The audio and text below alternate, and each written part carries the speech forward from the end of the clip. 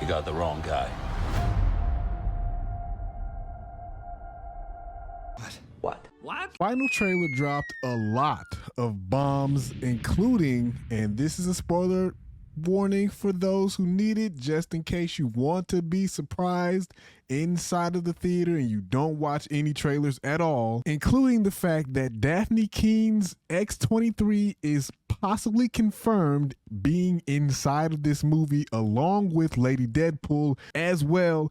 And we possibly have some sightings or a sighting of Zombie Head Deadpool. And given some recent facts, I have a fan theory about how all of this stuff inside of this movie kicks up. Salutations and fist bumps, folks. Welcome back to the grid. And as per usual around here, we have a lot to talk about. So let's ride. We open with Wade saying, "I know I joke a lot, but I care, and I want to use that for something important," which confirms that this movie will more than likely pull at every one of your heartstrings that you have while sitting in that seat in the theater, because this thought coincides with what Ryan Reynolds has been saying along the entirety of the press tour. Further pulling at those heartstrings, we can also see the 20th Century Fox logo crumbled in the background, which, as a kid, or at least if you're like me, you've come to love those theme song horns and that logo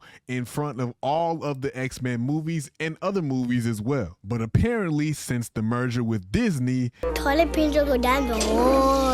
Toilet paper go down the hole. Everything in terms of that universe is crumbling down and possibly being destroyed because of an incursion. Then we hear Wade say, "I waited a long time for this team up," which is possibly a nod to the fans, and he's speaking for us because we've waited a long time for this particular team up with Wolverine in the yellow suit, because we kind of got one before, but it wasn't exactly what we were looking for. Wade then goes on to say, "In my world, you're well regarded." So yeah, Wade is confirming that this Wolverine that we are seeing, or that we've seen so far and that we will see in this movie, is from a different universe. And this is also confirming that this Wolverine that we are currently seeing is portrayed or considered a screw up. Also take notice that this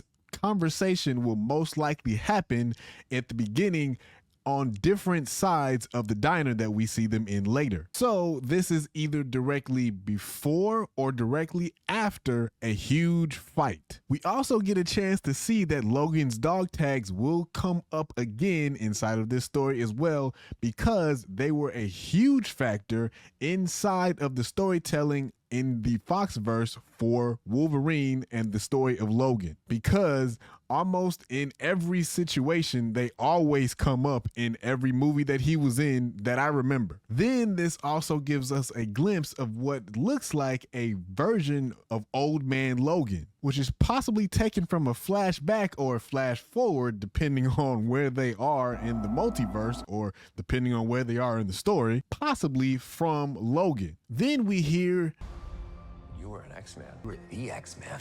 But this is possibly a nod to the fact that Wolverine, aka Logan, carried the entirety of the Foxverse in the early 2000s, which is further backed up with an incredible montage of Wolverine being heroic. Then the Marvel Cloud Puppy reemerges, which reveals that the space along the void, which in this case is Giant Man, which has become the house on the void for mutants, which is what it looks like in this case, is about to be destroyed or has already been destroyed a few times, and this is another reoccurring of that same thing. We then hear Wolverine say, "Scott used to beg me to put this suit on," which is a possible nod in the script to the fans, basically saying that we've been waiting for this moment for so very long. But it also is a nod possibly to Feige, because he was the main catalyst in terms of why Wolverine shows up on screen inside of the yellow suit now. This then leads us to a scene where Cassandra Nova is standing in the eye of Giant Man with a scaffolding in the background of her,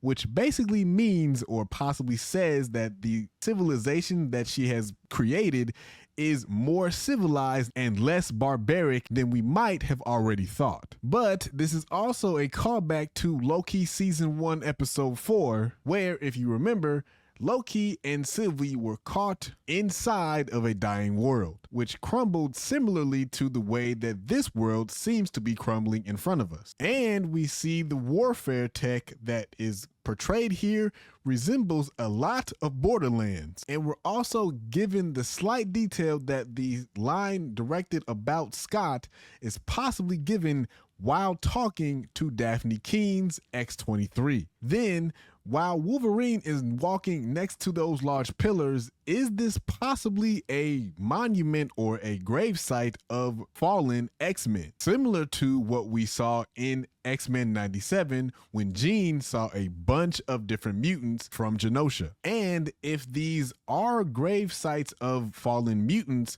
and the rumors are true about possible zombie Wolverine sighting, is this where we actually will see him? Then we hear Deadpool say they're just 9 people, but could those 9 people be a part of the X-Force? And if so, this is possibly a doing of the TVA bringing Wade back into a place where he was happy, or a moment where he was happy, and then he tried to stay there. Then, and this is where my fan theory is particularly going to kick in here, so again, spoiler warning if you don't want to go down that rabbit hole. But then we see Cassandra with her hands inside of a machine. So on one side, notice that it is red, and on the other side, notice that it is blue. And if you remember, inside of Loki Season 2, a lot of what was going on inside of that core was a red and blue coloring or a hue of some sort. But also remember that the entirety of the trailers so far, at least from what I've seen and heard on the press tour, is only about 40 minutes, or the first 40 minutes of the movie. So this particular scene primarily happens earlier on inside of the movie, or inside of the midpoint of the movie. So it stands to reason that Cassandra possibly has already wrecked everything inside of the multiverse, and now the TVA has caught on to her and they're trying to bring it all back. So my possible full theory here is that Cassandra wins early on, and then the TVA finds a way to rectify or bring back everything that she's done. And to do it, they call on the mouth with the Merc because it's a very dangerous job, and he's probably the only person that could pull it off because of the fact that he has a healing factor, and he's died a bunch of different times inside of the comics all over the Marvel universe. But then after Deadpool shows off the double GoldenEye pistols, we get